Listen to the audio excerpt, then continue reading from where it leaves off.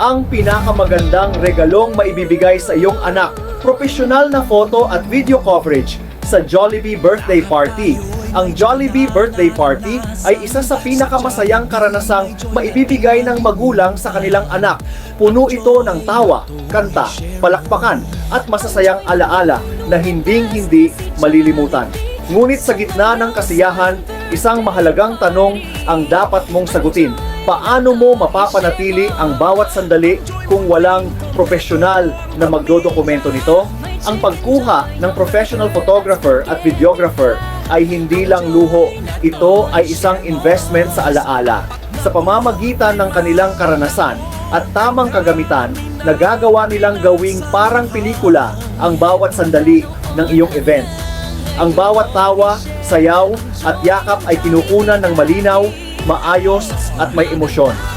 Sa kanilang tulong, mabubuo mo ang isang visual story ng pinaka-espesyal na araw sa buhay ng iyong anak. Bukod sa kalidad ng output, malaking kaginhawaan din ang dulot ng pagkakaroon ng profesional na team.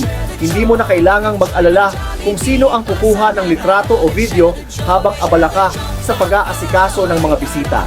Mula sa pagdating ng mga bata sa mga palaro hanggang sa blowing of candles, siguradong walang makakaligta ang sandali.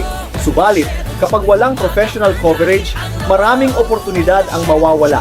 Ang mga kuha sa cellphone ay kadalasang madilim, malabo o hindi maganda ang framing.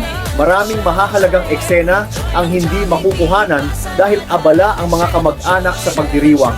At sa huli, ang mga sandaling dapat sana'y panghabang buhay mong babalikan ay mawawala ng tuluyan. Kaya't huwag hayaang masayang ang pinaka-espesyal na araw ng iyong anak.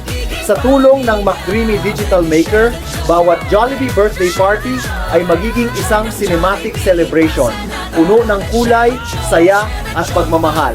Dahil sa dulo, ang pinakamagandang regalo ay ang mga alaalang hindi kumukupas, kundi patuloy na nagbibigay ng ngiti sa bawat pagtanaw.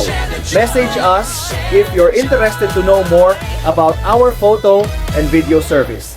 Thank you.